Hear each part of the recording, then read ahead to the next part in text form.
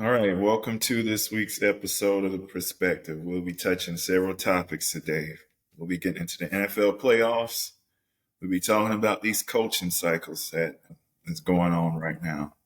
We'll also be discussing Biden and Trump, all coming to you. So we're going to start off. Let's get into the NFL playoffs. Division around the playoffs. Should be a good weekend of football. Out of the four matchups this weekend, three of the four has already happened this NFL season. So pretty much three of the four is gonna be rematches, pretty much. Yeah. So it'll be interesting to see. It's always winning the playoffs. You play them in the regular season, but that playoff it might go one way in the regular season, but that playoff atmosphere is totally different. And teams hmm come out with a little more effort in the playoffs. So it'll be interesting to see. Well, I guess we can start off with the Chiefs and Texans and kind of figure how that gonna go. I mean, Chiefs rolling. Uh, Yeah, the Texans took me by surprise last weekend. I actually had to cut the game off. It got that far out of hand and I lost interest in it. I do believe that the Texans can play at that same pace against the Chiefs. They will give the Chiefs a run for their money, but as we've seen with the Chiefs, especially through the regular season, with the exception of one team, they always find a way to win. No yeah, matter how close the game is, they always find a way to win. And I have to go with them. I can't. Well, I don't think Mahomes is much of the guy this season, but you know they're still finding a way to win. So I can't go against them in this situation. I mean, honestly, I trust Andy Reid and Patrick Mahomes a little more than I trust CJ and D'Amico Ryans. Now, don't get me wrong, D'Amico Ryans doing his thing, but I don't think there's still a level of inexperience when it comes to the playoffs when that franchise and with that head coach and QB pairing. Um, it's hard to bet against the Chiefs when you see they constantly do it in, week out. I mean, outside of the Denver game, I don't count that. They didn't play nobody. I mean, every game is tight, every game is close, and Patrick Mahomes is somehow finds that magic. Yeah, Like I said, it's hard to bet against him. I mean, you would think he don't got the big time weapons. He don't got the big time running game. The defense ain't as good, but the Chiefs found a way to win. I mean, I think it should have been a close one. Chiefs won in a Week 16 matchup, 27-19. C.J. Stroud didn't have a good game. He turned the ball over twice. We got to play a lot cleaner this time around. But it's playoff football. Chiefs coming off a bye. Let's pack my home baby, keeping them up, which I'm pretty sure you got like 50 million nannies. New baby, keeping them up. I don't see him coming out, slouching. yeah. I'm gonna make an unusual prediction. I expect Travis Kelce to have a breakout game. Finally, he's gonna have a breakout game in this postseason. With from this season to this postseason where they are, he's gonna have a breakout game. I could totally see that happening. I would rather not because it seems like we get catches, we get Taylor Swift screen time.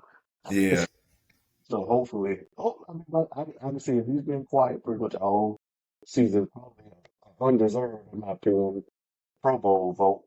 But he's going to Pro Bowl, but his numbers haven't been Travis Kelce numbers. So I right. guess teams are doing enough to take him away. But like I say, I agree. I can see Pat Mahomes finding Kelce early and often.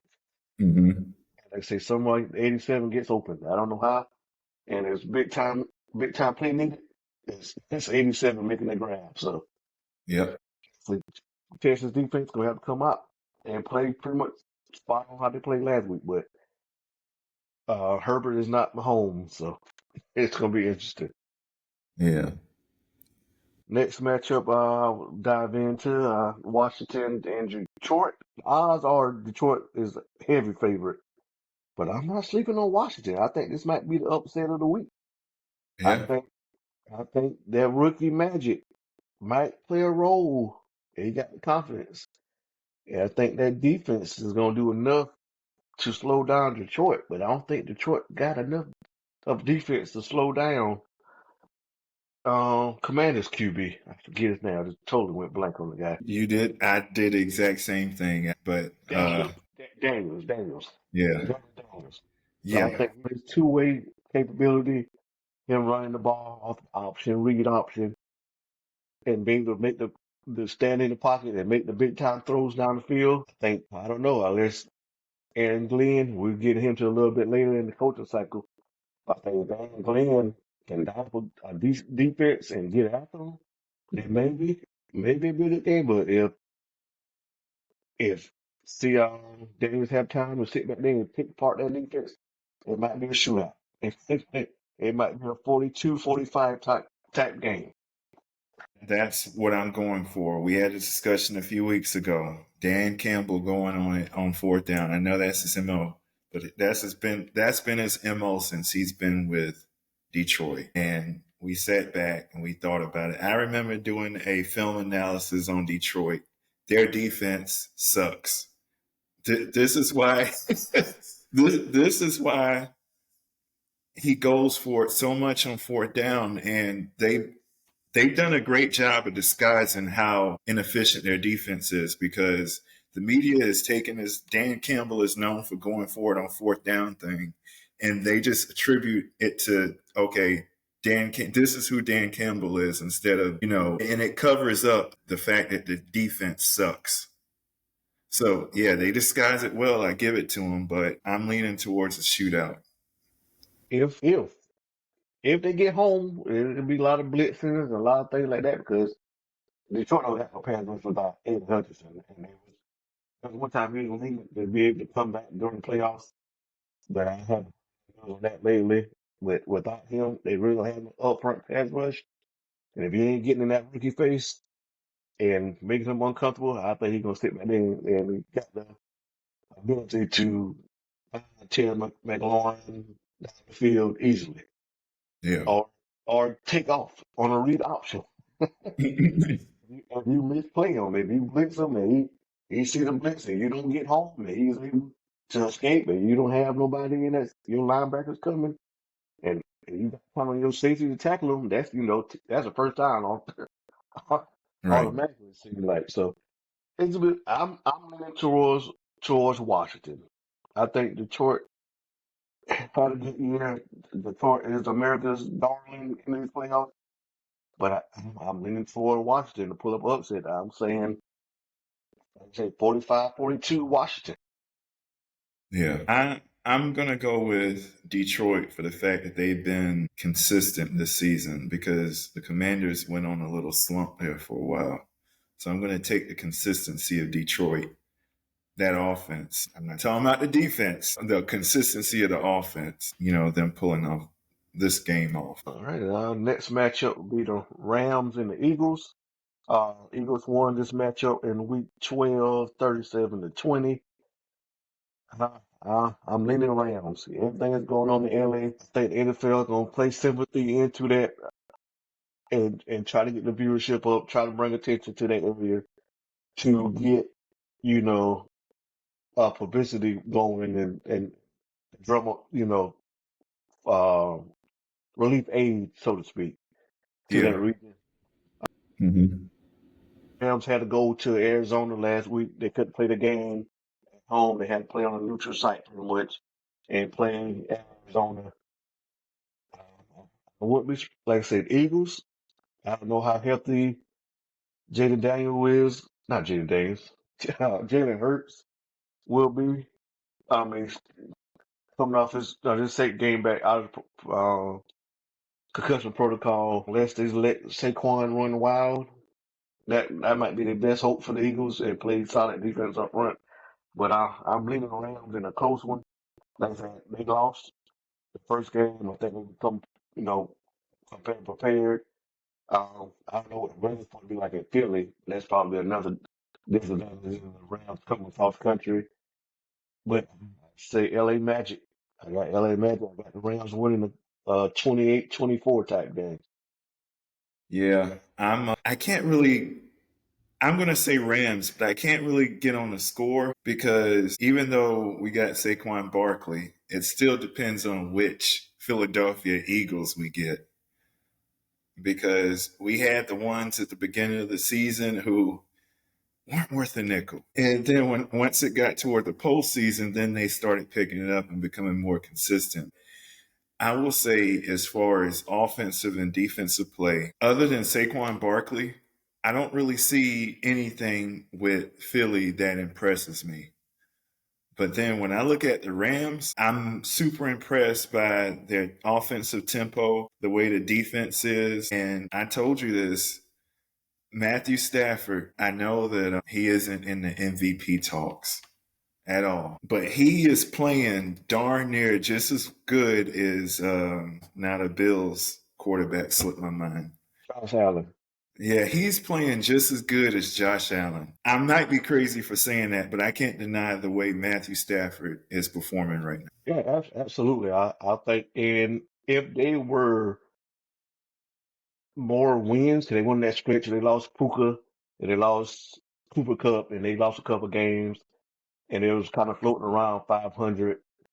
If they would have went on a run, and actually put up, 12, 13 wins instead of the 10 wins, I think they finished with 10, 11 wins. I think Matthew Stafford would have been in the top of that conversation because you look at his numbers compared to like a Josh Allen or a Lamar Jackson, who are the two front runners at the moment. His numbers compare pretty much dead on to both.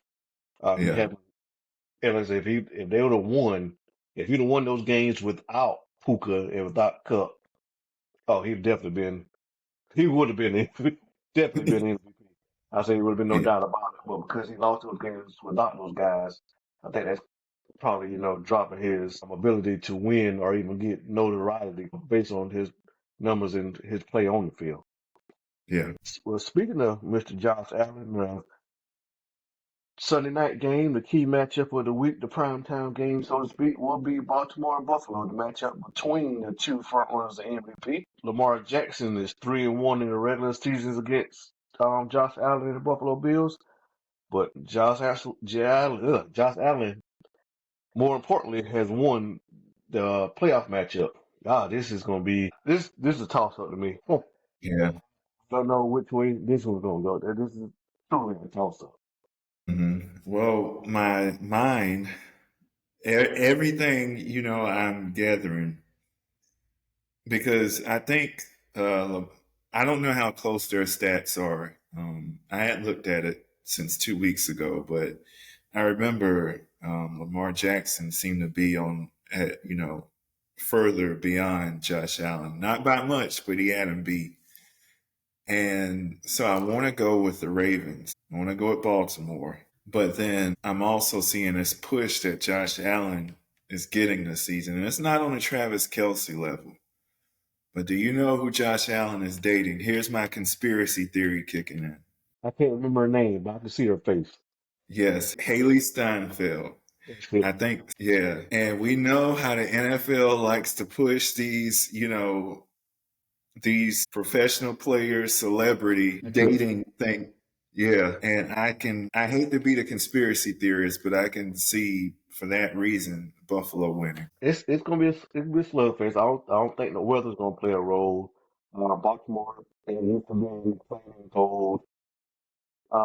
If Buffalo can some way find a way to slow down Derrick Henry, but if they just want to ride the back of Derrick Henry, keep the ball out of Josh Allen's hands, I think that's Baltimore best bet. It's kind of a tale of two guys who has been faltering in the playoffs and can't get past, Mr.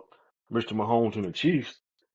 But can they get past each other in this case, in this Yeah. scenario? Because like I say, both are, leading vote getters in the MVP conversation. Like I said, if Buffalo can't slow down Derrick Henry, and I think the weather will say it's a run heavy game, but then you got on the other side, you got Buffalo running back, what's his name, Cook, who's been tearing Mhm. it up also. So can Baltimore slow down James Cook? Um, Yeah. and I say I think it'll be a run first game, and I think it might be a low score. I think the defense is gonna come out and play. I'm seeing this probably a 17-21 type game. It's gonna be a low scoring, like say ball control, like say whoever. Well, I'm leaning towards Buffalo because I think Josh Allen gonna find a way to make that play. He's gonna find a way to make that play and win them the game. But can't count on Jackson. Right. So it's a toss up, but I'm leaning towards Buffalo. And like I say, it's time to either way it go. If the I don't know when the league votes on MVP. If 'Cause I want to say the NFL honors happens the week before the Super Bowl, but I don't know when the writers and things like that actually vote for MVP. But if they haven't voted yet, and they kind of wait on this game to decide the winner of the MVP, which ain't really fair because there's no telling if they would have matched up at this point anyway. But if they're kind of waiting for this game to happen, I think you might see the winner of the MVP being decided as the winner of this game, be it Yeah. Jackson, Yep. be it Allen. But 100% agree. but that's if we wrap that up for the NFL coaching. I'm the NFL divisional rounds. I say so. We got Buffalo. We're looking at Buffalo, Chiefs. We both agree on Buffalo. We both agree on Chiefs. You taking Detroit. I'm taking Washington, and we both agreeing on the Rams. So we'll see. We'll join you next weekend. We'll see how well those picks. Man, I might have to get on prize picks and count. Washington's a heavy underdog, so I might turn a simple $5 into maybe $7,500, depending on the odds. All right, and now we are going to get into the coaching cycles within the NFL. Everything going on with these coaches so far. Yeah, we got I think it's 6 openings that's available. Well, it was six, maybe it's five now that one position has been filled. But yeah, it's been. I mean, the NFL job is it's hard. It's 7 openings, six remaining. But 32 jobs, and they're gonna be turnover every year. Some coaches, in my opinion, got let go a little too soon. But hey, that's life for the NFL. Life for the Yeah, NFL. I would say my biggest issue. We can start with the only hiring so far, and Mike Vrabel got hired by the New England Patriots after firing J.R. Mayo after 1 year and naming him, quote unquote, the predecessor to Bill Belichick. I don't think the guy had a fair chance to get going, a fair chance to get his culture going. Bill Parcells, not Bill Parcells, Bill Belichick only won a handful of games with that roster. You didn't know who you had at QB. You start the year with a known journeyman, a known backup QB, and then you finally turn to the rookie who showed promise, but I think Mayo, for lack of a better term, lack of a better term, can I put it nicely? Say he wasn't given a fair shot, but I think he was quote unquote stopgap. I think they ultimately wanted to hire Vrabel ever since last year, but I think they had it in his contract that he's gonna be named the next head coach when Bill Belichick was, they decided to let Bill Belichick go. So I think he was a casualty of that. Even it's crazy. Even the Patriots knew they wanted Vrabel, and they had a nerve to interview Pep Hamilton and um, Brandon Leftwich, two minority coaches, just to appease the Rooney Rule. But like I said, they knew they wanted Vrabel. Vrabel knew he wanted to coach there. Hopefully they got his guy, but after a 4-13 record and a top five pick, I, I don't I don't see Vrabel turning it around quickly. But maybe he probably will get more of a shot than Mayo did. But we will see. I'm firm believe there is no way possible he is going to turn his team around quickly, let alone turn his culture around quickly. The Patriots are so far. I can't even say they're rebuilding right now because the way they are acting, I guess they're an established team, but I guess I can look at it from the other side also. I don't agree with the firing, but is it possible that Mayo didn't bring a different culture to the New England? Whereas you have and I compare him to a Dave Canales in Carolina, who has completely shifted the culture. Now, I will, insert this in and said Steve Wilkes still has more wins than him, but And we don't know. We still think Wilt should have been the head coach of the Panthers, but I digress. yeah. And there was wasn't there another rookie coach this season? Who was the other rookie coach that had success in that first year? I wrote his name down. I can't remember it. I think we talked about it through text, but he did a good job at creating the culture. Also, I can't remember his name or the team at the moment, but Yeah, I mean that's what teams is looking for these days: establishing a culture. And I think Mayo was too much in Belichick's shadow for one to be successful. I mean, won 7 Super yeah, with. I mean, that's I don't care who you are. That's a tough road to follow. And like I said, then not being, given the opportunity to actually, you know, prove yourself as the head coach. I think they was, kind of rushed to a thing. They didn't think Vrabel would have been available. I think they knew Vrabel was being available. They wouldn't name Mayo as the next head coach in his contract. yeah, So he would never, he wouldn't have been hired as the head coach. But I feel bad for the guy. Hopefully he bounces back on the feet as a D coordinator somewhere, which is a strong possibility. A lot of teams looking to hire uh D coordinator, so hopefully he bounces back on his feet. yeah. I just wanted to say real quick that these are the types of situations where where I wish the Rooney Rule didn't exist because it essentially wasted a whole bunch of people's time on both ends. And yeah, I get the rule is there because it's supposed to, give us the opportunity at least get the interview, so it served its purpose. But again, time was wasted on both ends when ultimately they knew who they wanted. Yeah, like I said, I want to say it was, I want to say it was Aaron Glenn who turned down an interview with them, so he got enough sense to know I wasn't getting this job. I'm not interviewing to appease nobody.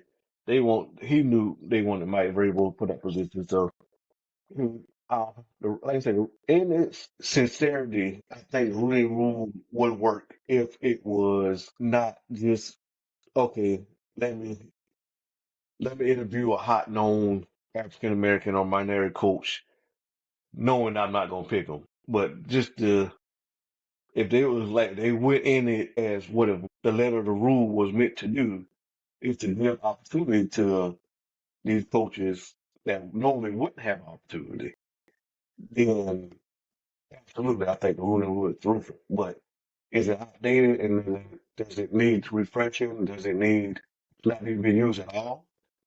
Maybe so, because I think we have to the point where coaches have generated enough buzz where they're not just looked at as we can see an uptick of minority coaches at the assistant coaches level, at the offensive coordinator level, at the defensive coordinator level, where I think there's enough of them on a regular basis where their names should constantly be brought up in two head coaching conversation. So maybe it's time to do away with the rule if it's not being used correctly. Because it's got to be gutting to know, oh, I'm interviewing for this position, but I only get this interview because I fit the minority and I fit, the Rooney Rule that teams, are having to abide by. So if I'm Brian Leftwich, I mean, I've been out of coaching for a better part of a year. Yeah. Ain't no way I'm walking into meet with these billionaires and think I'm not trying to get this job. And you got these hot commodity coaches you got Ben Johnson who's been tearing it up with the Detroit Lions, and I've Yeah. been not coaching for the last part of the year. And I mean, there's no way you would think I'm getting this job.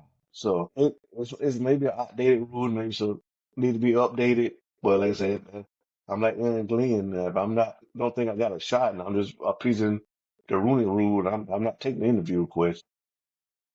Yeah, I don't know if this is going to happen because I haven't listened. I haven't paid attention to Adam Schefter, but I do have a prediction for Byron Leftwich that he could possibly end up coaching Oakland. The Brady time. Did I think about Hmm. I think about that. I don't know if you're going to come up in that coaching cycle because I heard Tom might want to reach out to Belichick because Belichick still technically hasn't signed his contract with the University of North Carolina. They would have they would have to buy him out though, right? You know, we still owe a buyout, but I think it's like something like $10 million. So they knew there's a chance that he will leave early. So I don't think they made his ridiculous the buyout ridiculous. And a champion buyout to a multi-billion-dollar franchise is chump change. But Brian Leftwich in LA in Las Vegas. I Oh can see yeah, I'm calling. I can see that happening. Like I said, I have to look into if they was actually if the names if he has an interview. Who has interviewed for that job? I can't believe I call him Oakland still. Okay, let's see what they interviewed. Let's see. The Raiders have already held interviews with um, Ben Johnson, Aaron Glenn, the chief defensive coordinator, Steve Spagnuolo, who shouldn't get another head coaching job, in my opinion. The Baltimore offense coordinator, Todd Monken, former Jets head coach, Robert Stoller, Denver defensive coordinator, Vance Joseph, and Pete Carroll, and just interviewed Rob Rivera. Mhm. Okay. Leftwich is not on the list at the moment. So I'm guessing Brady might be leaning towards a Ben Johnson. I think Brady input would probably be an offensive coordinator, offensive minded head coach. Yeah. But that was the names. Got a couple former head coaching candidates and current defensive candidates in the office. So it's kind of a mixed bag. So I'm honestly surprised that, like you said, um, Leftwich name hasn't come up with those guys because that seemed like a match made. Yeah. Yeah. I'm shocked Robert Sala is even applying for positions. Rogers ruined him. I doubt he'll coach again in the NFL ever again. I mean, he had a decent year as defensive coordinator in San Francisco. I think that's where he came from. He come from that coaching tree of the Shanahan and the McVays. But like I said, he never had a quarterback in with the Jets. Speaking of the Jets, they also have their opening. Well, they ranked as the third most attractive job according to NFL.com. Really? Yeah, they're the third ranked team out of the available positions. They say with young talent like Garrett Wilson, Brees Hall, Sauce Gardner, Cunin, I probably pronounced his name wrong. Cunin Williams with a lot of cap space. Cap space shouldn't be an issue. They currently hold 8 draft picks. The biggest thing is what they do with Aaron Rodgers. Man, that's why I'm so shocked because I honestly do not believe Aaron Rodgers is going anywhere. They've invested too much money to not only get him there, but to get a group of people there that he went out handpicked. Like I told you, you looked it up. I thought I mentioned it a few months ago, but Rogers' stats is actually somewhat decent for the season versus what we were seeing on the screen versus pulling up the stats. Two different things. Yeah, absolutely. I think his numbers was comparable to. I gotta go back and find it. I think his numbers was comparable to Patrick Mahomes this year. Well, the only difference is Pat Mahomes won, but he had more touchdowns, just as much passing yards. I mean, even a lower turnover percentage. So it was crazy. Last I saw that stat, I thought, wow, I didn't think, but it said, well, you ain't winning. You can't bring it to. Can't bring it. They said Jets are the third ranked team, and I'm pretty sure they pretty much interviewing all the hot names. They actually re-interviewed Rex Ryan, believe it or not. After, Really? after him getting on TV saying that he could get in there and change the culture and put his foot in the mouth when he said the who was it? The round LA Chargers had a bye when they played the Texans. And I Hmm. think put his foot in the mouth on that and he no longer in consideration for that job. But I think he just trying to get his name back in the press. But I said, I guess Jets third ranked team. Only two teams. You got the Bears who ranked higher as the number two most desirable job. I mean, I get they got a lot of talent, a lot of young talent. From number one draft pick, got QB and Caleb Williams, excuse me. I can see, like I say, once again, a Ben Johnson. That might be his pick, but I don't know if you want to play in his division. But I mean, who wouldn't want a chance to jump at and coach Caleb Williams? I mean, and kind of mold him in that second year. And speaking of Yeah. that, what going back to Canales, look what he did with Bryce. And hey, he saw Bryce like, hey, Bryce, what did the first couple of weeks? You sitting down, I ain't scared to bench you. Come back, and then we can go on a whole nother podcast. That's another day about the actuality of Andy Dalton being injured. But I digress on that also. But you get a chance to see, hey, this is a former number one pick. Can make all the throws, got the size, got the mobility, got the weapons on the outside. With Azunier, I think that's how you pronounce his name.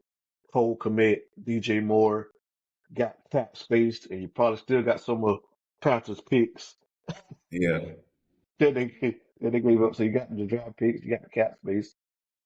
But only thing is the NFC North. I mean, you got three teams that made the playoffs Yeah. this year. So that's that'd be my only fear going in there. And you got the Vikings, you got the Packers, you got Detroit that you got to compete with, and win 6 games just in your division to be good enough to make the playoffs. Yeah. Those Um, teams you got to play. yeah. I know a lot of people are saying they're saying Mike McCarthy is one of the top for the Bears, but Yeah, he's done this come I, up. I for that offense and all the weapons they have, I think Kellen Moore would be a better fit. Yeah, I could see Kellen Moore going and getting a chance to mold Caleb Williams as a former QB. I think he had pretty. I mean, that best years was with Kellen Moore as a play caller, and not Mike McCarthy. Yeah. So, I mean, that tell you anything. I mean, I would definitely lean towards uh, Moore. Like say if Ben Johnson takes another job first, or decides not to take that Bear job, but I mean, you only get 32 duty jobs is available. So, but I the Bears, I mean, like I said, they got talent. They got a young QB. They say I say you could get somebody who can be, you know, that can tap into Caleb Williams' success. Like what you saw in Denver with Bo Nix. Paul Nix and Sean Payton. So I say that's a match of us. I could see Kellen Moore going to the Bears as Yeah. the two ranked team, and surprisingly, I don't see how, but some way somehow the Dallas Cowboys has been ranked as the most best available head coaching position. How? Just I don't understand this between the Jets and the Cowboys. With the Jets, Aaron Rodgers, all he got to do is go to the GM and say, "I don't want him here anymore," and you gone, you fired. And then with the Cowboys, you working under a owner who essentially just wants you to sit back and be a yes man. You can't even do your job. Yeah, yeah, but one of the biggest things coming up is prime time. But I think in order for prime time to come, I think Dallas will have to trade up maybe they want a shot or a trade during the draft to get Shador, because I think that's what that was Prime said in the interview that the only reason he would, leave Buffalo is to continue to coach his kids at that level. So at the next level. But I don't see Dallas being in a position to draft Shador. I think Shador would be long gone by the time they draft. But Yeah. a former Cowboy or former player which I totally disagree with Primetime because I think Primetime will take away from Jerry Jones, him being a media seeking GM, owner, whatever it is. You see every week, Yeah. see, yeah, you see Jerry Jones, all the phones and the recording devices around him. Like, man, I'm pretty sure he's covered in spit after he's done with him. Pretty sure he got sanitizer to use devices, them things to that man's face like that. But He, I think Primetime will steal some of his thunder, so to speak. he would. I mean, I don't see them two getting along because of that. Because they both want the spotlight. Yeah, yeah. Like I saying that'd be a tough one. I don't know. I think the Panthers kind of played. I hate to keep going back to the Panthers, but their ownership was what turned away a lot of people from taking that job last year because they didn't want to deal with, you know, quick trigger temper. Yeah. Who fired, multiple soccer coaches, multiple NFL coaches. So I think I don't see how that the most. I mean, you got Dak, well, he's coming off of what was it, hamstring injury. You got Yeah. CeeDee Lamb, you got Michael Parsons. I mean, you got talent, and you got a winnable division. But like I said, I don't know. I don't know who wants to coach Dallas dealing with Jerry Jones every week. Yeah. And just got to give once again a quick shout out to Canales, who somehow we no longer see Tepper anywhere involved with the Panthers. I don't know what Dave Canales did, but he truly changed the culture, both for the players and the staff and up to owner. Yeah, I mean that. Like I said, I guess Jerry Jones got to take notes from David Tipper and back off a little bit and see, get like I say, but like I say, Jerry still is the GM, still the owner, and like I say, I don't know how that camaraderie will work with, like I say, him and Prime, but like I said, he had to. I don't know. Like I said, I could see probably no name. It's gonna be a left field pick. I don't think it's gonna be a pick that we think it's gonna be. I mean, I say they really don't need help on defense. They really don't need help on offense.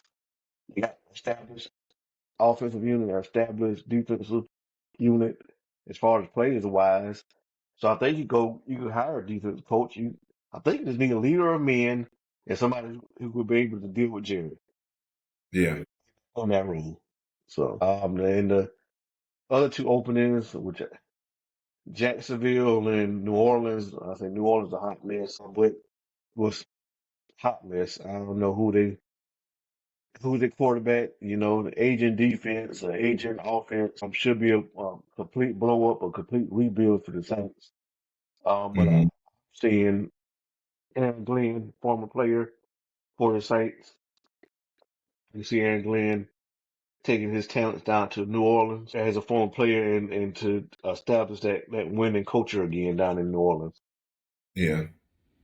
But like I said, Rizzo, they feel in they won a couple games, but he's obviously getting attention, but bad cap. They'll have much cap space. Derek Carr, if he comes back, is the presumed starter. Now, I just want to cut in right here. I don't see him being a starter because before he got hurt, if you remember, he had a wide receiver core that didn't care for him at all. And they made it known. Yeah, they made it known publicly. Oh yeah, so that's it. That might be a blow up, but like I say, it's NFC South, and hey, 9 wins, 10 wins. Hey, you win the division. So that's the best part about the Saints. They can win the division. And then we got the Jacksonville Jaguars who retained the GM but fired, Doug Peterson after 3 seasons of with making a playoff his first year, but that's about it. But you got Trevor Lawrence, who's I want to say maybe what 3, 4 years in now, four Yeah, maybe just because he just signed a big contract. So you got Trevor Lawrence. You get some weapons around Trevor Lawrence. I'll figure out what's going on in that defense, and I can. And it's in Jacksonville. I mean, another winnable division, AFC South. You got Houston, you got the Colts, and you got Houston Colts, Jacksonville. Who's the other team in the AFC South? is it? Mine is the East, believe it or not. Tennessee. You got Tennessee, Colts, Jaguars, and Texans. So that's another winnable division, if you're being honest. So whoever takes that job, I think it was Stephen A. touch on the Jacksonville owner having no idea of how to run a franchise. So he's one of the worst owners in the league, and they really had nobody, capable of running or making the Yeah, right decisions. So, but once again, you hear the same names as Ben Johnson, Aaron Glenn, those names pretty much coming up in every interview room. So, but I say I would love the chance to coach Trevor Lawrence. I mean, in the winnable division, yeah, and, so just shore up the defense and shore up the offense. I mean, you got the Colts that are in disarray. You got the Titans that's in disarray. I mean, you be battling with the Texans for the lead, but who's to say you can't stick in a wild card in that division? So, it's gonna be interesting. I think they might pick somebody who's out of left field. yeah, But I think that's did we hit on the Raiders? yeah. We did. Well, we hit on them with the Byron Leftwich theory, and you call out the list of names who they were interviewing. I don't know if you wanted to say more than that. No, I just make sure I hit it on all the openings. Okay. We can go ahead and wrap that up and end this one. And now we're getting into our get it off your chest segment. Today we're going to talk about someone who hadn't really done a good job in their position for the past, 4 years? Well, I don't know what Stephen has to say, but I know I have some things to say about his farewell speech, and it's not good. I mean, we kind of agree on some things and disagree on others. I actually pull up his transcript here of his speech, and certain things he said, made sense. Other things, it was like, okay, fine. What are you talking about, man? What are you talking about now? My biggest issue that you pointed out about, the fact checking on social media, and I just had it on here. Wait, what exactly what he went into the speech? President Biden said, it's also clear that the American leadership in technology is unparalleled, an unparalleled source of innovation that can transform lives. And we see the same dangers of the concentration of technology, power, and wealth. You know, in his farewell address, President Eisenhower spoke of the dangers of the military industrial complex. He warned us that, he warned us then about, and I quote, the potential for the disastrous rise of misplaced power, end quote. And 6 decades later, I am equally concerned about the potential rise of tech industry complex that pose real danger for our country as well. Americans are being buried under an avalanche of misinformation, disinformation, enabling the abuse of power. The free press is crumbling, editors are disappearing. Social media is giving up on fact checking, and the truth is smothered by lies told for power and for profit.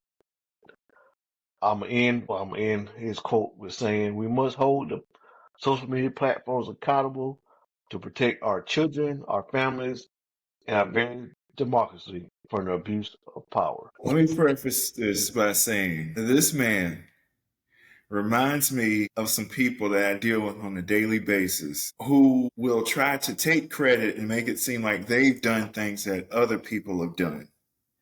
And for him to sit here and have that worry when it was years ago, he was the one who was working with all the media companies in order to, what? I'm getting angry just thinking about it right now. What were they doing years ago? What's the right terminology for it's not misinformation? Uh, Basically, they were only allowing certain things to be posted to social media platforms. And if someone posted something that went against his logic, their logic, then they would have it removed. I can't remember what the name is or what the yeah, right term is. I'm drawing a blank on Yeah. that one too. But I So remember what you're talking about. yeah, he pretty much stopped, a balance of, okay, yes, we're gonna have some people that believe this, but then we're gonna have people that believe that, also. Also, we got to think about it. During Biden's term, and even going back to Obama's term, guess what? CBS and ABC, they were in the Democratic Party's pockets. This is all facts. You can go back and look at how the whole tree connects to the Democratic Party. Now, I'm not trying to say everyone in the Democratic Party is evil. No. But the thing is, who bought Twitter and changed it to X? Elon Musk. It was, and guess what? They fought him on that for what, a year? It Yeah, was a back and forth for a year. They were trying to stop him from buying Twitter and making it his own thing. And he was the one who bought it. And he quit with that. Okay, we're going to stop. We're going to cancel this person for saying something that goes against what we say. But he didn't implement the fact checking system. So for Biden to sit up there and try to cause more fear on this party, I cannot agree with that. Not that part. yeah, I see where you're coming from on that. And just to be devil's advocate, so to speak, I think when you say misinformation and disinformation, everybody got one of these. Yeah. It's easy to get your hand on. And with these platforms, it takes one outrageous statement. We even saw President Trump use it. They're eating the cats and the dogs. To use that as a rallying cry to drum up attention. And like I say, my 10, 5-year old, 16-year old at the time, um, will come up to me like, well, Daddy, is that true? Is that true? Are people out here eating cats and dogs?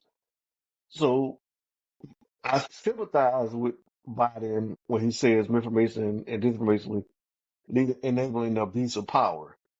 I might be interpreting it wrong, but I'm seeing it as people getting on either the be it far left or the far right and just pushing narratives that has no sense or no merit or no credit behind, all because they got a couple thousand followers and they could write a post and they could say today or tomorrow Kamala Harris isn't black, she's Indian. And then that goes off and turns to this and that, turns to that. And like I say, this next generation of kids, Gen Z, Gen Alpha, Gen Beta, they ain't gonna be, they ain't like us who gonna sit down and watch a news program.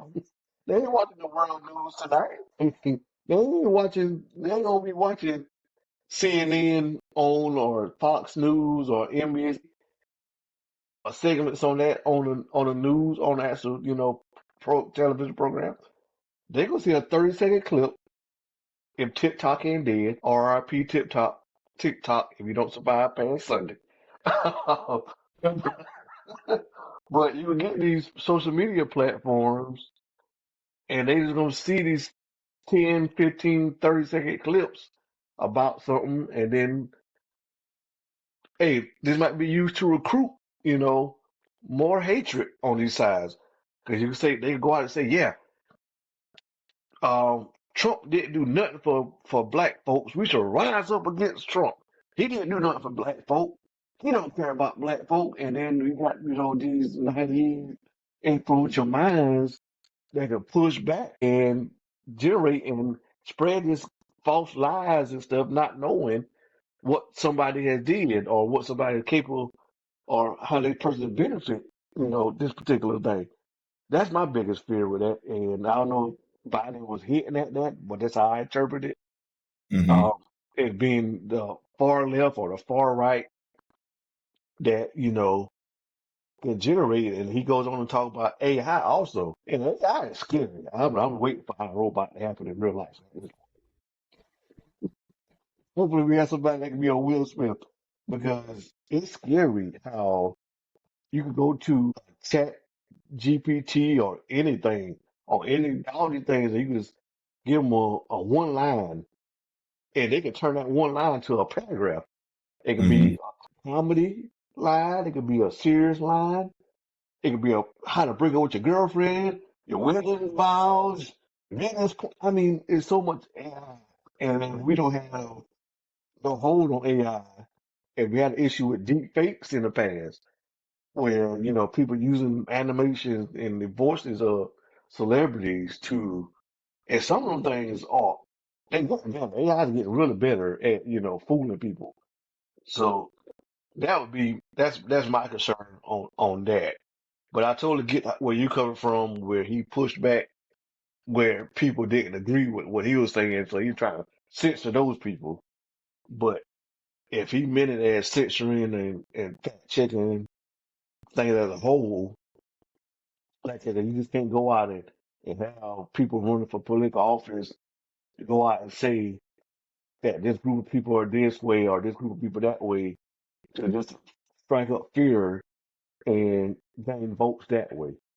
Hmm. So, but like I say, my kids ain't gonna watch the news. They gonna watch a 30-second clip as they scrolling through YouTube Reels or Facebook Reels or Instagram and seeing these things. And like I say, it can be a blessing, it can be a curse. But like I said, as long as we can fact check to the far right and the far left so they ain't spreading vicious rumors, vicious lies. I think that's how I interpret it. Wait, I could be wrong. Maybe that wasn't his motives, but that's how I interpret his motives. Yeah. And I believe, I'm not trying to say Elon, I don't agree with everything Elon Musk says or does, but I believe Mark Zuckerberg is going to follow suit and he's going to implement fact checking in Facebook if it's not already there. And I sent you a video yesterday of a great example of fact checking with the Valuetainment, Pat Bet David, how he put out something about Gavin Newsom and then Gavin Newsom tried to fact check it and say, no, that's false. I signed a bill where I guess people can come in and buy properties for cheap after these fires, and then David went and fact checked him and been like, "No, that's a lie. Your bill is only good for 3 months." So, Yeah, that's our hearts and prayers. I think we've mentioned that before. But to those being affected by those wildfires, hopefully they come out peacefully on the other side. But I have no sympathy for these multi-millionaires who crying over their house burning down. You probably got six. You'll be all right. yeah. Common folk, who's being affected by it, and losing their life savings and their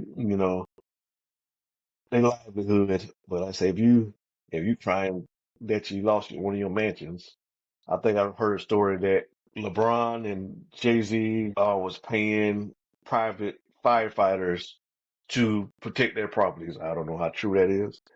There's hope. Man, I already got a problem with LeBron. If that turns out to be true, I'm gonna have to take some blood pressure medicine after we get off of this segment. Good Lord. But yeah, but not to get off of Biden's fair will there, but he that pretty much sum up. He was kind of issuing a warning, you know, to they say he didn't really call nobody by name, but he also kind of took some shots. He gave thank you to Kamala and her family, and that's pretty much it. It's pretty Yeah. much a 15, 20-minute speech. That's his last address to the nation.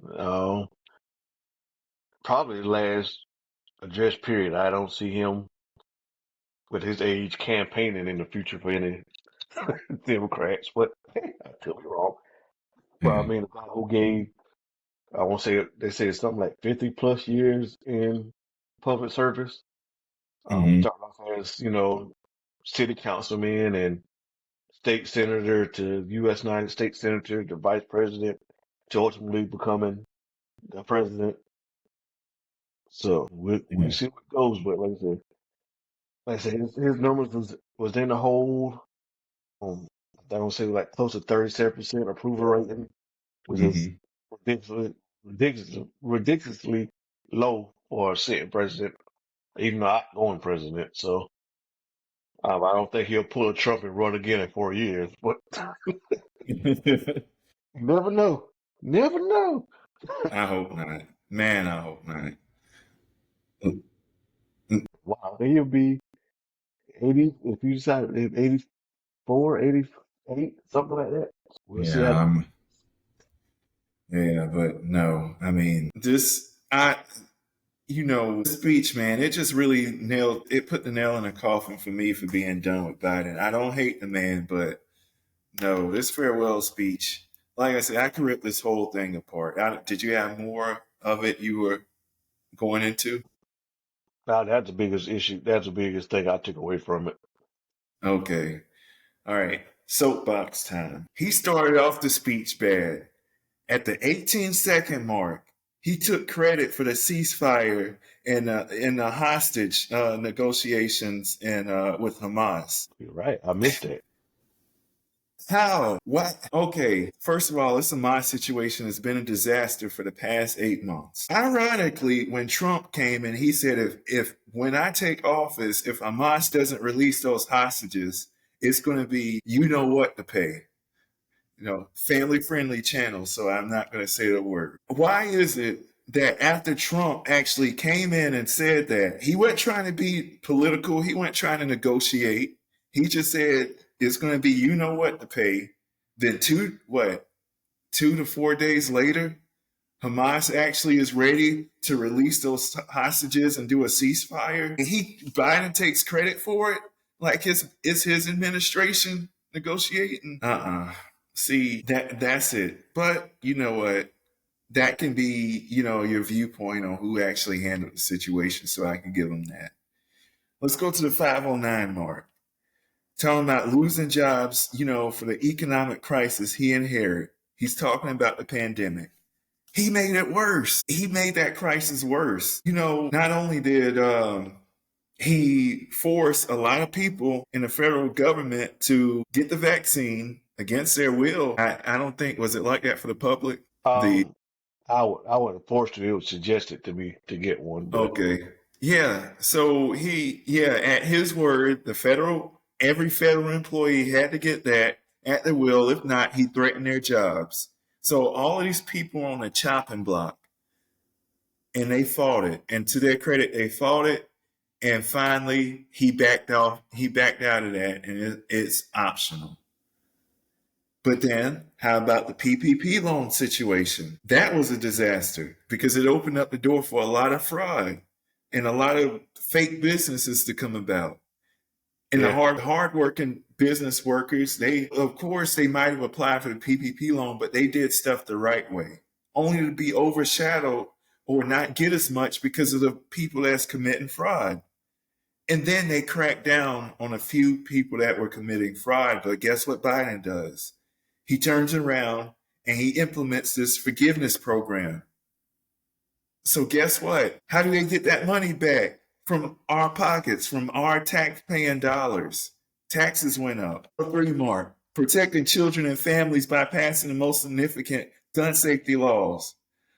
Might I tell you or remind you that under Trump, there were only 7 mass shootings, but then under Biden, the numbers are kind of skewed. In other words, The lowest I can find under Biden is 500 mass shootings, all the way up to just over 600. Oh wow. Yes. In the same 4 year period, you're saying that Trump only had seven, what was deemed as seven mass shootings, Mm-hmm. and Biden had, you say, 600? Yes. I've spent 10 minutes looking this over. It's between five and just over 600. I was saying, there is no way. And it can't be. Yeah. Got to be missing something on that one because it seemed like gun violence didn't stop regardless, but I don't know what classified as a mass shooting. And I didn't get that deep into it because we could be here for another hour trying to, discuss the metrics of it. But I found that so hard to believe. But I mean, that's something we could write down and revisit later. And we already know about the Ukraine and China situation. Notice how, you heard about China and us going to war in a few years. And suddenly now that Trump is in, taking charge, China's on, kind of okay with us. That whole war talk is kind of went, a thing of the past. I won't talk about the Ukraine situation. You know why? Yeah, I'm not trying to get fired.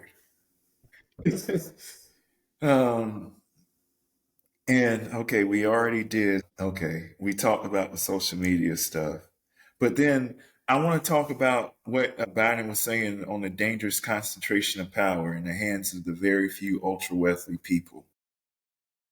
Really, do we not forget that he pardoned his son, Hunter Biden, who truly did commit a crime, who was guilty? Yeah, yeah, yeah. But No, and I understand it. As a father, I would pardon my child also.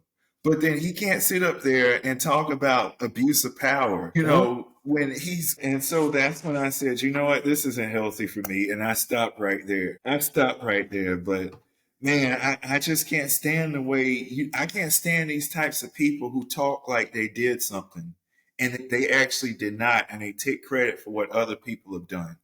And I will sit here and tell you that if Trump goes and does something I don't agree with, I will call him out. Just like him calling out Gavin Newsom for, I guess the whole water situation and mishandling it. Well, guess what? Back years ago when Gavin Newsom was asking for some relief from Trump for the fires that were going on in California, Trump didn't give him the relief he asked for. Bad on Trump. He needs to be, he's going to have to do better.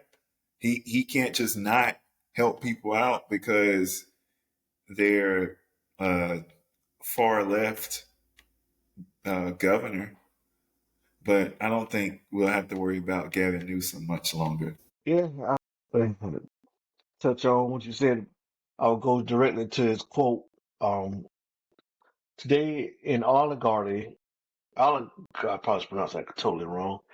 An oligarchy, have you say that word? I'm probably butchering it to death. Is taking shape in America of extreme wealth, power, and influence that literally threatens our entire democracy, our basic rights and freedoms, and a fair shot for everyone to get ahead. We see the consequences all across America, and we've seen it before more than a century ago. But the American people stood up to the robber barons back then and busted the trust.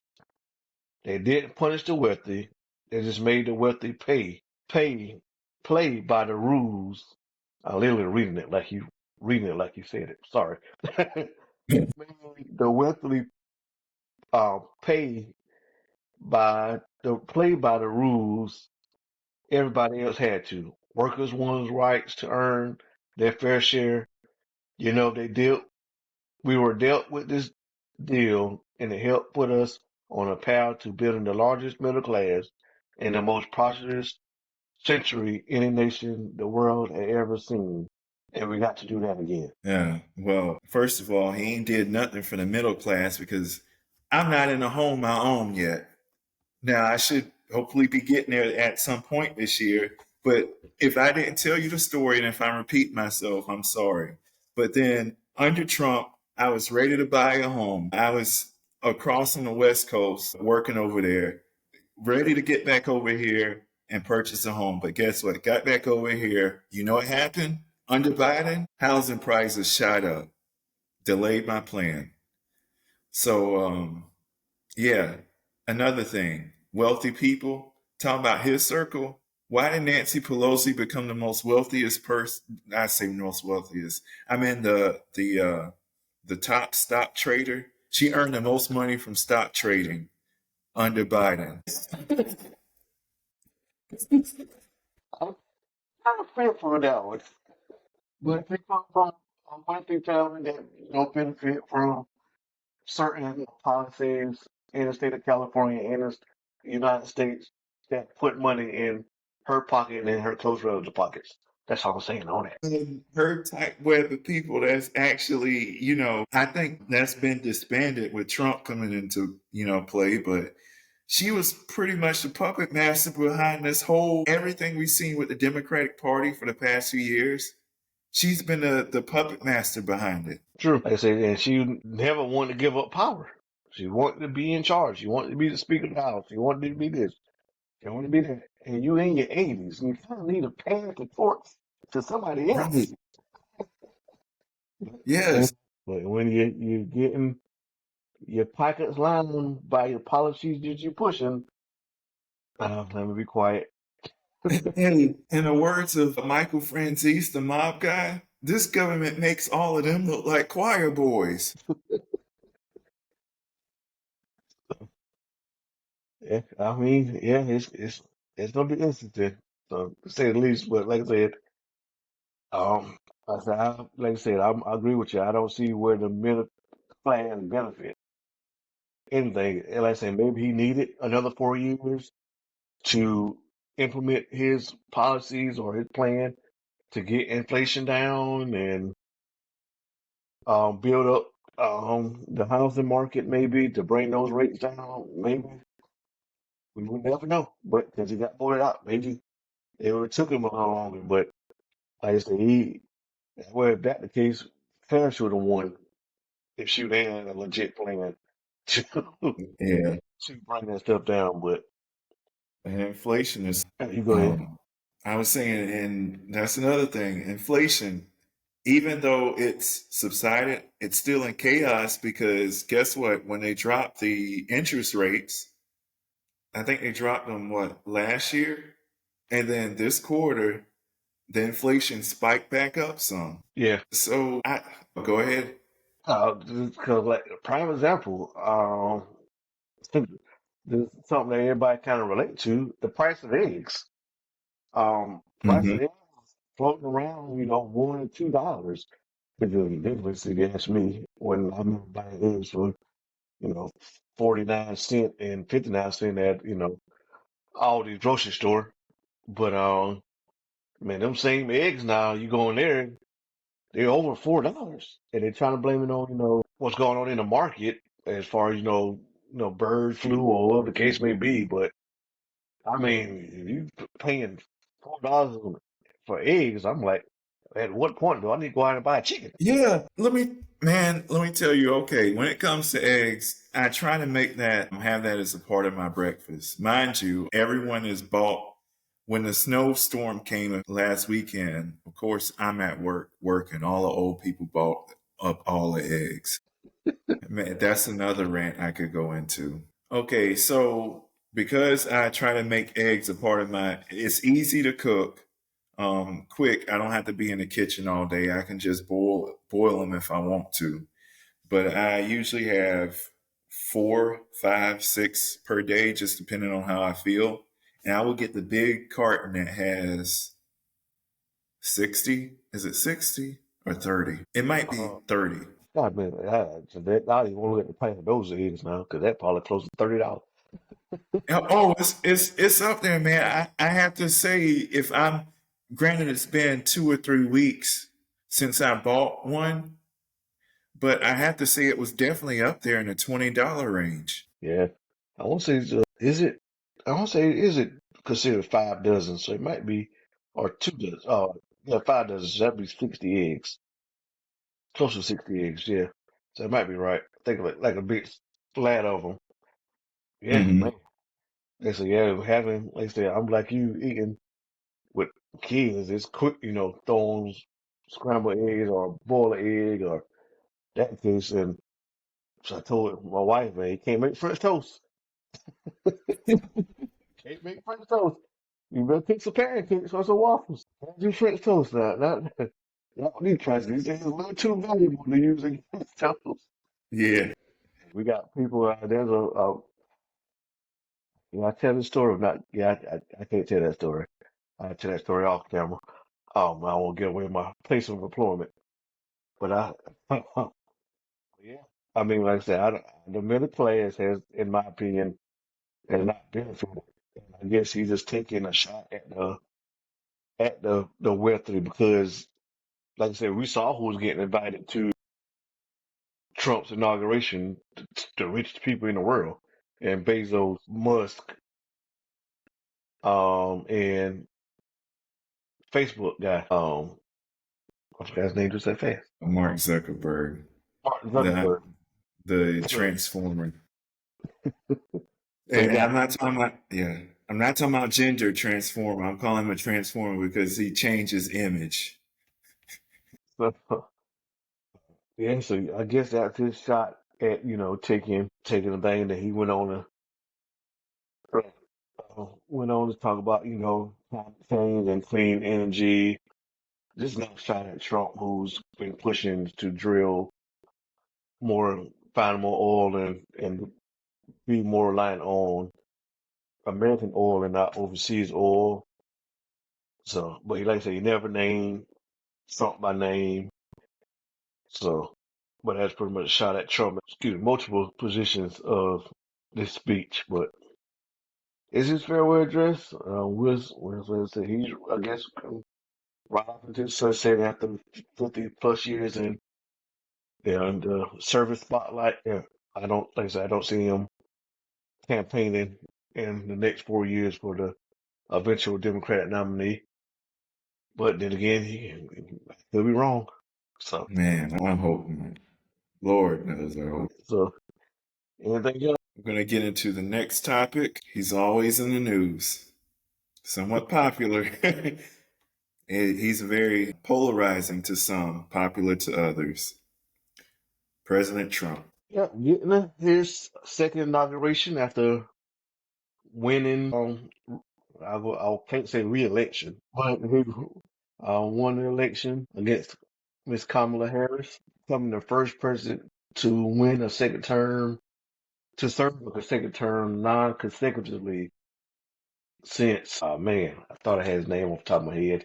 Now I gotta look it up. But he was the second president to win back-to-back, non-consecutive 4-year terms. The first to do it since, I want to say, I have to go back and look. U.S. presidents, what's his last one? And I can't find the guy. But anyway, Grover Cleveland, I think Yeah. was the last one to win, to be elected twice, but didn't serve consecutively. So making history, in that regards. Hmm. Uh, I say it's a polarizing day in itself, seeing that his inauguration taking place on Martin Luther King Jr. Day, and a lot of progressive Democrats are seeing it as a way to not show up to the inauguration because didn't seem right to celebrate Trump on that particular day of the year, but that's their prerogative. I mean, I can't agree or disagree with that way of thinking, but he got a hot shot list of who's attending. Outgoing President Joe Biden will be in attendance after Trump did attend Biden's inauguration on the previous 4 years to show a peaceful transfer of power, so to speak. Actually, believe it or not, Trump has, which might be a good thing, might be a bad thing, has a lot of foreign supporters coming in. The Argentina's president is planning on to attend, along with a couple more foreign power leaders, Italy's prime minister, Hungary's, and maybe even China's president. Hmm. So That would be interesting if they Yeah. actually showed up for that. Hmm. I haven't seen, foreign dignitaries Yeah. attend presidential inauguration before. And of course, That's yeah. that would be Hmm. a good thing. I mean, as for foreign policy wise, I think that wouldn't be a Yeah. bad thing to have happen. Let's say Justin Trump. Trudeau. Well, I'd be surprised the way Trump, drag that poor man and Canada through the mud. So, and with all kinds of threats before he even took office. So yeah, I don't think he was man. Yeah, but also the big wigs of his inner circle, the Elon Musk, the Jeff Bezos, the Mark Zuckerberg, are all planning to attend the richest people in the country, which I don't know if that like is a bad thing or a good thing, because if I mean, if I can say that on the stream, so I won't put that out there before we get censored. And we were just joking about and the FBI and I doing it. Yeah. I'm not gonna bring that up. I'm not gonna. By the way, But you just reminded me. I go into a rant about a particular person, not who we'll discuss later, but I referred to him as a weasel in a text message. Please stop me because then that would be trouble. yeah, but they're saying he's planning on signing a ton of direct executive orders that could total more than 100 starting day one. So we'll see as far as he's probably far as border security or that type of things to see him signing executive orders to get stuff. And like I say, people executive orders are executive orders. They're the law, but not the law. So I think people get caught up on him signing an executive order for this, him signing. All presidents do it. Yeah, It's not really nothing that's concrete and nothing that can determine and be law and be the end all be all of it on things. So it's more so much of the pageantry, so to speak. And when it comes to that, yeah, so one is his orders to restart construction on the border wall that Mexico, I guess, still paying for. But yeah. we'll see It, how that. yeah, it's interesting that, well, I don't think he's getting a hard time about it now, but it never occurred to me until I heard it from Stephen A. Smith that Obama actually deported more illegal immigrants out of the country than Trump did. Yeah, I think I heard something similar to that Yeah, also. Yeah, that's crazy to think when he was saying build the wall. So we'll see. It could be an interesting 4 years. He's back in office. We'll see how he handles this 4 years. But I said with Biden, we'll get him a little bit later. But just to hit on him briefly, with his approval ratings in the tank, it'd be interesting to see, how Trump switches things around. And really, he's not inheriting, in my opinion, nothing great and nothing awful. So hmm, it's kind of a weird scenario because normally it takes, that 4 to 6 years to kind of see the change. But with us changing administrations back to back to back within a 4 year time frame, it's going to be interesting to see. Well, maybe it'll be, a quick noticeable difference. Maybe it won't be, but I guess time will tell. Let's say we got him voted in. He's back. Let's hope he do what's best for the country. yeah, So yeah. We'll see. Like I said few weeks ago, even though this is the same Trump, he'll still call people names like he called Newsom, new scum, and all of that. Some petty things. He seems to be moving a little different than what he did in the past. And I guess it's a thing of, okay, I know who my enemies are now and I know the way they move. So if this is what I want to do for this country, if this is what I see was best for the country, now I know how to go about it. true, true. And I think I say he will have the Congress got to Republican majority, and I think the House is close to having it if they haven't already called it as a majority. He supported Mike Johnson to continue to be the Speaker of the House. So I think if it's nothing crazy, I think he should get a lot of his policies and agenda pushed easily across. But I think his big thing probably will be border security, and I think that would his main. I think that he kind of wants his, I won't say legacy to be, but if we can say, hey, I said we're going to build this wall, and Mexico's going to pay for this wall, and look, the wall is built. America's better off. Less drugs coming in the country, less cartel coming in the country, that type of thing. I think he was a law and order, quote unquote, Mhm. was his motto last time. So it could be interesting to see Yeah, how things go this next 4 years. yeah. And I don't know if it was you who I told or someone else, but I know in his first term, he was using his base supporters, and kind of catering toward them. But now from what I'm seeing, he's more balanced and he's careful, to not put, one above the other. And so, and with the border being his biggest thing, I do see it being really good for all of us citizens. When you think about how the Democrats had these programs where they were just, okay, giving these illegal immigrants money.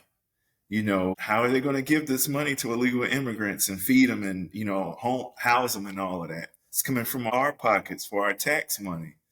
So, I do look forward to, and like you said, it may be something quick or, this is stuff that may take time because we still have illegal immigrants in the country right now. So it may take time before we get the full effect. Not yet. We still talking about Trump. I mean, we can wrap this one up if we want to, guys. I have not too much more to hit on that.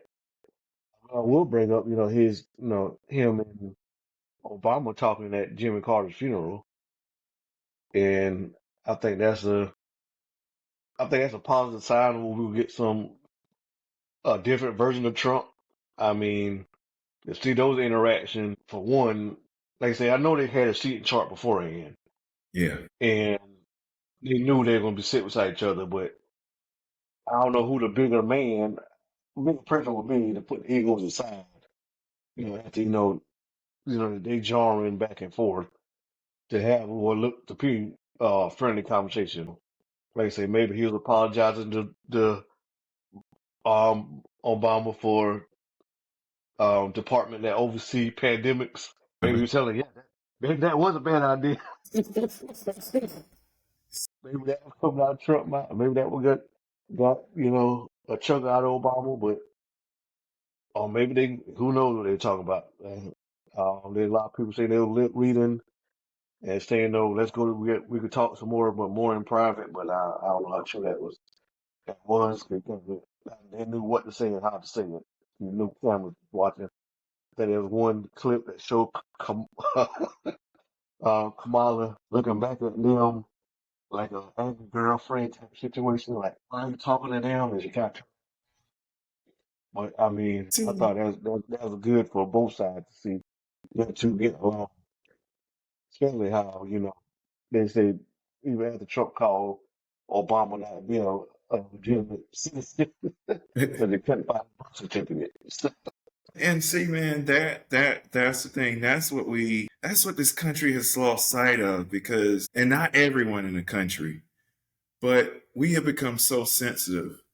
When we look at these boxing matches that had last year was a great year for boxing. And before these, matches with these heavyweight, light heavyweight down that we were seeing throughout of 2024, yeah, they were talking trash to each other before the fight. In that ring, they were beating on each other. But after the fight, you would watch them go over, say a few words to each other. And the fight was over. They didn't hold any grudges. You don't see Deontay Wilder holding a grudge against Zhang for knocking him out. So if they could do that, why can we as a people not have that same, competitive nature when it's necessary, but work together, for the betterment of each other, not hold grudges. True. Yeah. Like I said, at the end of the day, we into this together. We all kind of want the same thing. We want be able to provide for a family, be able to buy groceries, be able to start a business, whatever the case may be. And I say, whoever gets us there, I say the majority won. He won the vote. He won a popular vote this time also to go along with the electoral college. So I think if you just, I say you ain't got to agree with everything he said. You don't have to um support everything verbatim as he does, but at the end of the day, we got to, come together and find a common ground to push for it, to move for it. If not, if it's constantly, bickering back and forth and arguing, we'll never get anywhere. Right. Nothing will ever get done. So, like I say, I think we need more, like I said, more in the middle, more people putting aside their differences and saying, hey, I understand you got this way of thinking. I understand I have this way of thinking, but let's see if we can figure out a common ground. All right, thanks for joining us. Time is valuable, and you chose to spend it with us on The Perspective. Don't forget to subscribe, give us a follow, and help us reach more listeners. We'll be back with more soon. In the meantime, explore your perspective.